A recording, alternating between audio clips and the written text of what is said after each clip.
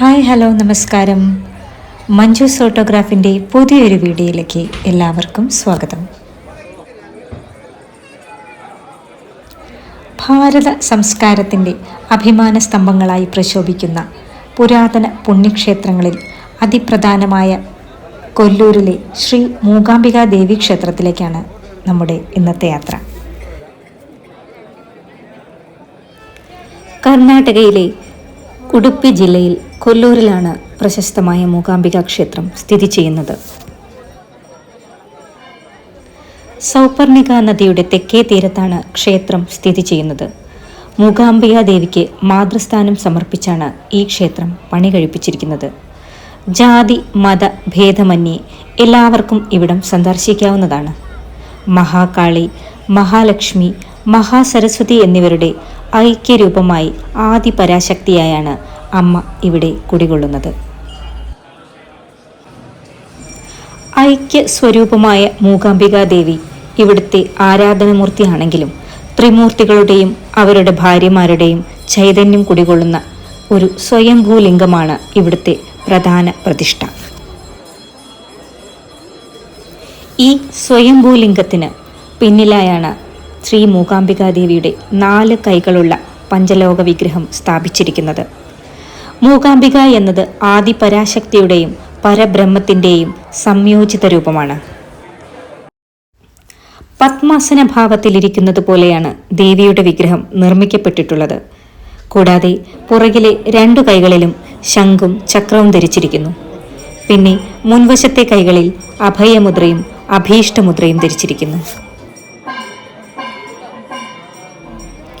ഇനി മൂകാംബിക ക്ഷേത്രത്തിനു പിന്നിലെ ഐതിഹ്യ കഥ കേൾക്കാം. ഒരിക്കൽ കൗംഹാസുരൻ എന്ന അസുരൻ പരമശിവനെ തപസ് ചെയ്ത് അമരത്വം നേടി. ഇതിൽ അഹങ്കരിച്ച് കൗംഹാസുരൻ ദേവന്മാരെയും ഋഷിമാരെയും സജ്ജനങ്ങളെയും ഉപദ്രവിക്കുവാൻ തുടങ്ങി. കൗംഹാസുരന്റെ ശല്യം സഹിക്കവയ്യാതെ ദേവന്മാരും സപ്തർഷികളും കുടജാദ്രിയിലെ മഹാരണ്യപുരത്ത് ഒളിച്ചു താമസിക്കാൻ തുടങ്ങി. ശേഷം സപ്തർഷികൾ കൗംഹാസുരനെ നിഗ്രഹിക്കാനായി ആദിപരാശക്തിയെ സ്മരിച്ച് യാഗയജ്ഞാദികൾ ആരംഭിച്ചു. ആദിപരാശക്തിയാൽ കൊല്ലപ്പെടുമെന്ന് ഭയന്ന് കൗംഹാസുരൻ വീണ്ടും പരമശിവനെ ഉദ്ദേശിച്ച് തപസ്സാരംഭിച്ചു. കൗംഹാസുരന്റെ അത്യുഗ്രമായ തപോനിഷ്ഠയിൽ പരിഭ്രാന്തരായ ദേവകൾ അവന്റെ ഇംഗിതഭംഗം വരുത്തുന്നതിനു വേണ്ടി ആദിപരാശക്തിയിൽ അഭയം പ്രാപിച്ചു. ഒടുവിൽ ദേവി കൗംഹാസുരന്റെ നാവിൽ കുടികൊണ്ട് വരം നൽകുവാനെത്തിയ മഹാദേവനോട് ഒന്നും ചോദിക്കാൻ കഴിയാത്ത വിധം മൂകനായി നിർത്തി. മൂകനായിരിക്കുന്ന കൗംഹാസുരനെ കണ്ട് മഹാദേവൻ അപ്രത്യക്ഷനായി. അന്നു മുതൽ കൗംഹാസുരനെ മൂകാസുരനെന്ന് അറിയപ്പെടുകയും മൂകാംബിക എന്നൊരു നാമം ദേവിക്കുണ്ടാവുകയും ചെയ്തു. അനന്തരം മൂകാസുരനെ ദേവി വധിക്കുകയും ചെയ്തു. ശേഷം ത്രിമൂർത്തികൾ ദേവകളോടുകൂടി പണ്ട് കോലമഹർഷി പൂജാദികളാൽ പരിസേവിച്ചിരുന്ന സ്വയംഭൂലിംഗത്തിന്റെ മധ്യേ സുവർണരേഖയിൽ ശിവശക്തിയെ ഒന്നിച്ച് മഹാലക്ഷ്മി സ്വരൂപമായും വാമഭാഗത്ത് കാളി, ലക്ഷ്മി, വാഗ്ദേവി എന്നിവരെ ഐക്യഭാവത്തോടും ദക്ഷിണഭാഗത്ത് പരിഹരന്മാരെയും ദേവവർഗത്തെയും ഒന്നായി നനച്ച് സങ്കല്പ പൂജ ചെയ്തു. അങ്ങനെ ഇന്നു കാണുന്ന സകല ദേവതാ സ്വരൂപമായ മൂർത്തിപ്രതിഷ്ഠ ത്രിമൂർത്തികളാൽ ചെയ്യപ്പെട്ടതാണത്രേ. പിന്നീട് അഗ്നികോണിൽ അറുമുഖനെയും, നൃതികോണിൽ പ്രാർത്ഥീശ്വരൻ, നഞ്ചുണ്ടേശ്വരൻ, പഞ്ചമുഖ ഗണപതി എന്നിവരെയും, വായുകോണിൽ ഹനുമാനെയും, ഈശാനകോണിൽ ഗോവർദ്ധനോദ്ധാരി, വീരഭദ്രൻ തുടങ്ങിയവരെയും പ്രതിഷ്ഠിച്ച് പൂജിച്ചു. പൂജ, അഭിഷേകാദി കർമ്മങ്ങൾക്ക് വേണ്ട ശുദ്ധജലം സൗപർണികാ നദിയിൽ നിന്നും എടുക്കപ്പെട്ടതിനാൽ ഇന്നും ഉത്സവാദി വിശേഷങ്ങളിൽ അഭിഷേകത്തിന് സൗപർണികാ തീർത്ഥം തന്നെ ഉപയോഗിച്ചു വരുന്നു. നിലവിൽ ക്ഷേത്രം സ്ഥിതി ചെയ്യുന്നത് കർണാടകയിലാണെങ്കിലും ക്ഷേത്രത്തിലെത്തുന്ന ഭക്തരിൽ നല്ലൊരു ശതമാനവും കേരളത്തിൽ നിന്നാണ്. മലയാളികൾക്ക് ഏറ്റവും പ്രിയപ്പെട്ട ക്ഷേത്രങ്ങളിലൊന്നായി മൂകാംബിക ക്ഷേത്രം കണക്കാക്കപ്പെടുന്നു. ഈ മഹാക്ഷേത്രത്തിന് നൂറ്റാണ്ടുകളുടെ പഴക്കമുണ്ട്. ഭഗവതി സാന്നിധ്യം കൊണ്ട് 108 ദുർഗാലയങ്ങളിലും ശിവ സാന്നിധ്യം കൊണ്ട് 108 ശിവാലയങ്ങളിലും ഉൾപ്പെടുന്ന ഒരു ക്ഷേത്രമാണിത്. മീനമാസത്തിലെ കൊടിയേറ്റ് ഉത്സവവും അതിനോടനുബന്ധിച്ചുള്ള മഹാരഥോത്സവവും ആശ്വിന മാസത്തിലെ 9 നാൾ നീണ്ടു നിൽക്കുന്ന നവരാത്രി ഉത്സവവും വിദ്യാരംഭവും ഇവിടെ അതിപ്രധാനമാണ്. മറ്റൊന്ന് മൂകാംബിക ജന്മാഷ്ടമിയാണ്. കൂടാതെ യുഗാദി, മഹാശിവരാത്രി, ദീപാവലി തുടങ്ങിയ ദിവസങ്ങളും വിശേഷങ്ങളാണ്. കർണാടക സർക്കാരിന് കീഴിലുള്ള ഹിന്ദുമത സാംസ്കാരിക സ്ഥാപനത്തിന് കീഴിലാണ് ഈ മഹാക്ഷേത്രം.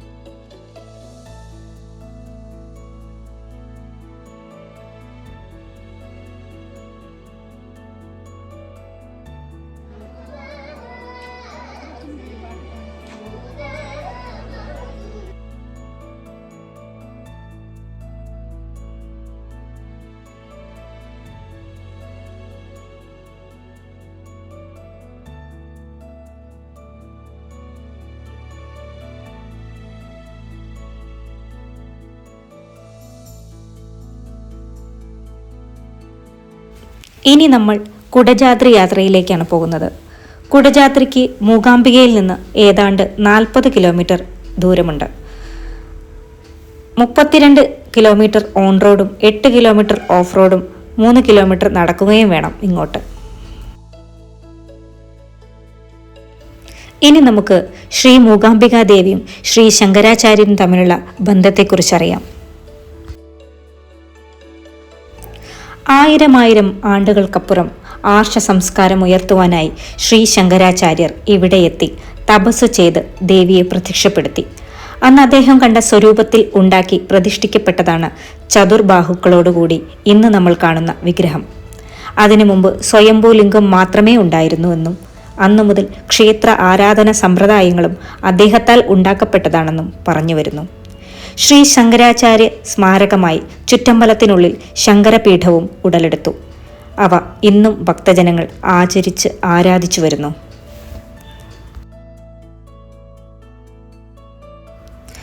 മൂകാംബിക ക്ഷേത്രത്തിൽ നിന്നും കുറച്ച് കിലോമീറ്റർ ദൂരെയാണ് കുടജാദ്രി മലനിര. കുടജാദ്രിയുമായി ബന്ധപ്പെട്ട് മൂകാംബിക ക്ഷേത്രത്തിന് ഒരു ഐതിഹ്യം നിലവിലുണ്ട്.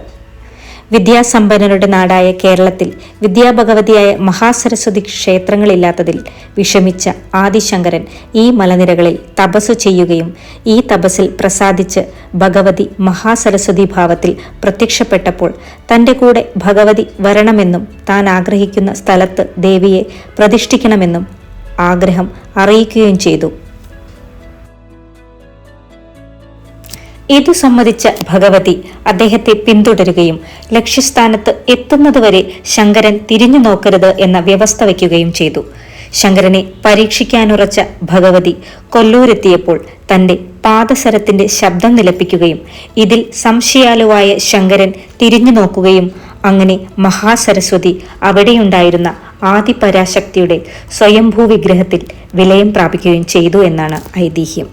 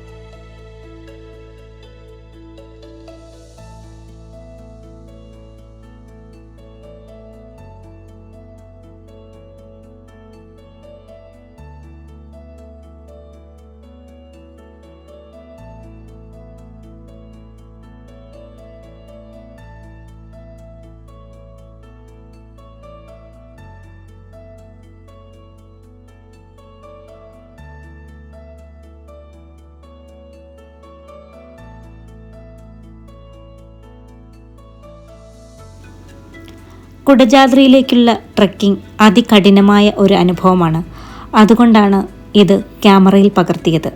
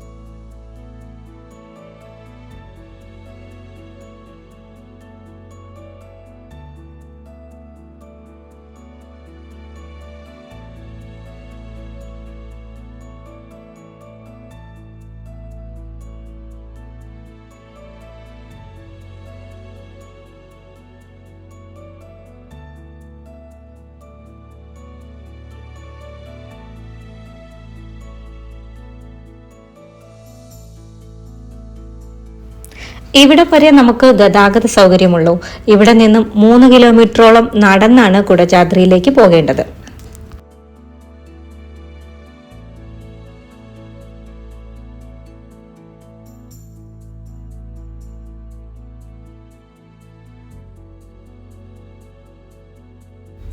ഈ കാണുന്ന ദണ്ടുപയോഗിച്ചാണ് മൂകാസുരനെ ദേവി വധിച്ചതെന്ന് പറയപ്പെടുന്ന സ്ഥലമാണിത്.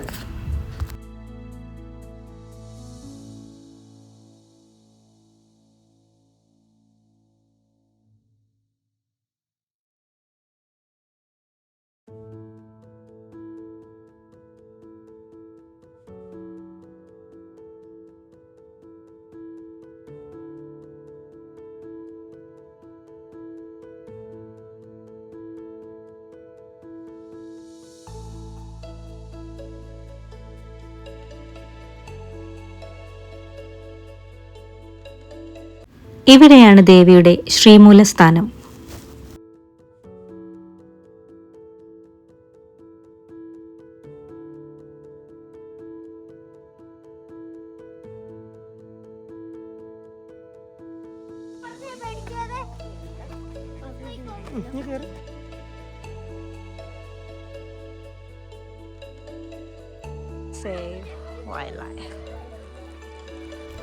പലതരം സസ്യലതാദികളാലും സൗപർണിക നദിയുടെ ഉത്ഭവസ്ഥാനം എന്നതിലും കുടജാദ്രി വളരെ സവിശേഷതകൾ ഉള്ള ഒരിടമാണ്. ഇവിടെ ആദിശങ്കരൻ തപസ്സു ചെയ്തു എന്ന് പറയപ്പെടുന്ന ചിത്രമൂല ഗുഹയും ശങ്കര പീഠവും കാണാം. മൂകാംബികാ ദേവിയുടെ മൂലസ്ഥാനം എന്ന് അറിയപ്പെടുന്ന ഇടത്തിൽ ഒരു ഭദ്രകാളി ക്ഷേത്രം നമ്മൾ കണ്ടു. വളരെയധികം സിദ്ധന്മാരുടെയും സന്യാസിമാരുടെയും വാസസ്ഥലമാണ് കുടജാദ്രി. അതികഠിനമായ ഈ മലനിരകൾ അംബാവനത്തിൽ മൂകാംബികയിൽ നിന്ന് 40 കിലോമീറ്ററോളം ദൂരെ സ്ഥിതി ചെയ്യുന്നു. മൂകാംബികയിൽ ചില ജീപ്പുകൾ മാത്രമാണ് ഇങ്ങോട്ട് സർവീസ് നടത്തുന്നത്. അത് നമ്മൾ കണ്ടു. ജമ്മു കാശ്മീരിലെ ശാരദാപീഠം എന്ന് വിളിക്കുന്ന സർവജ്ഞപീഠത്തിന് സമാനമായ സ്ഥലമാണ് ഇവിടം. ശ്രീ ആദിശങ്കരാചാര്യൻ തൻ്റെ നീണ്ട ആത്മീയ യാത്രയിൽ ഇവിടെ വരികയാണുണ്ടായത്.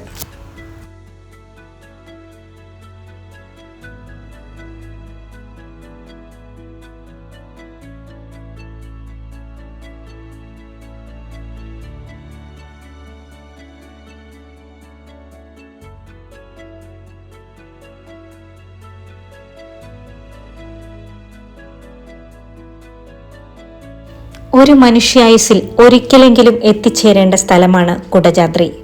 ഒടുവിൽ അറിവിൻ്റെ പരമതത്വം ശ്രീ ശങ്കരാചാര്യർക്ക് ആദിപരാശക്തി ഉപദേശിച്ച ശങ്കരപീഠത്തിൽ അഥവാ സർവജ്ഞപീഠത്തിലേക്ക് എത്തിയിരിക്കുകയാണ് ഞാനും എൻ്റെ കുടുംബവും. അമ്മയുടെ എല്ലാ അനുഗ്രഹങ്ങളും എല്ലാവർക്കും ഉണ്ടാകട്ടെ എന്ന് മനസ്സുരുകി പ്രാർത്ഥിക്കുന്നു ഈ നിമിഷം ഞാൻ.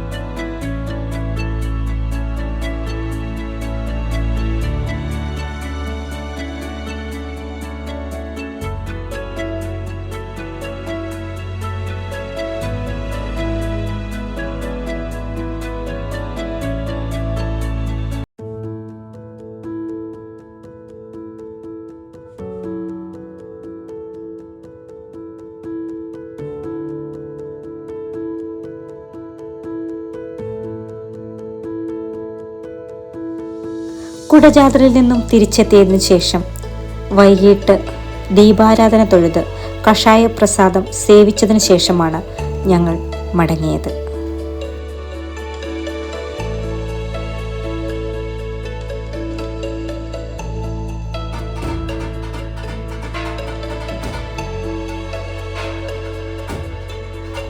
മൂകാംബിക സന്നിധിയിലെത്തണമെങ്കിൽ ഭഗവതി വിളിക്കണമെന്ന വിശ്വാസം കേരളത്തിലുണ്ട്.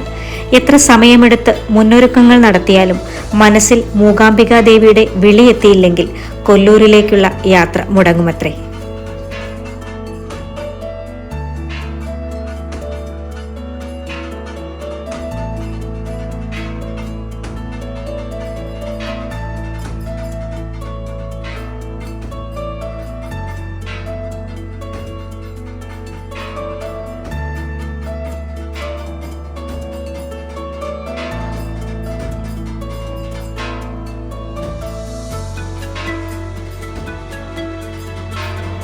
ജ്യേഷ്ഠമാസത്തിലെ വെളുത്ത പക്ഷത്തിലെ അഷ്ടമി നാളിലാണ് ഭഗവതി ഇവിടെ സ്വയംഭൂവായി അവതരിച്ചതെന്നാണ് വിശ്വസിക്കപ്പെടുന്നത്. ആ ദിവസം ഇവിടെ ജന്മാഷ്ടമി എന്നറിയപ്പെടുന്നു. ക്ഷേത്രത്തിന്റെ 18 കിലോമീറ്റർ ചുറ്റളവിൽ ക്ഷേത്രത്തിലെ ശ്രീചക്രത്തിന്റെ ശക്തിപ്രഭാവം ഉണ്ടെന്നാണ് സങ്കല്പം. ശ്രീ ലളിത പരമേശ്വരിയുടെ വാസസ്ഥലവും ശിവശക്തി ഐക്യത്തിന്റെ പ്രതീകവുമാണ് മഹാമേരുവിന്റെ ചെറുപതിപ്പായ ശ്രീചക്രം. ആദിശങ്കരൻ നിശ്ചയിച്ച പൂജാവിധികളാണ് ഇന്നും ക്ഷേത്രത്തിൽ പിന്തുടർന്നു വരുന്നത്. ഒരിക്കൽ രോഗബാധിതനായി കിടന്ന ശങ്കരാചാര്യർക്ക് ഭഗവതി കഷായവുമായി പ്രത്യക്ഷപ്പെട്ടു എന്നാണ് ഐതിഹ്യം.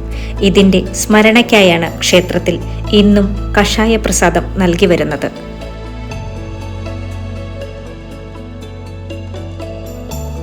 ഈ കാണുന്നതാണ് ദേവിയെ എഴുന്നള്ളിക്കുന്ന സ്വർണരഥം.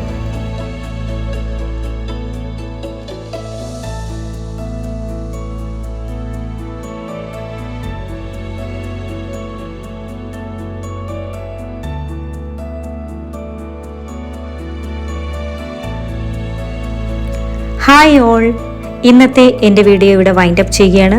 മൂകാംബിക ക്ഷേത്രത്തെക്കുറിച്ചുള്ള വീഡിയോ എല്ലാവർക്കും ഇഷ്ടപ്പെട്ടെന്ന് കരുതുന്നു. Thank you for watching. Have A nice day.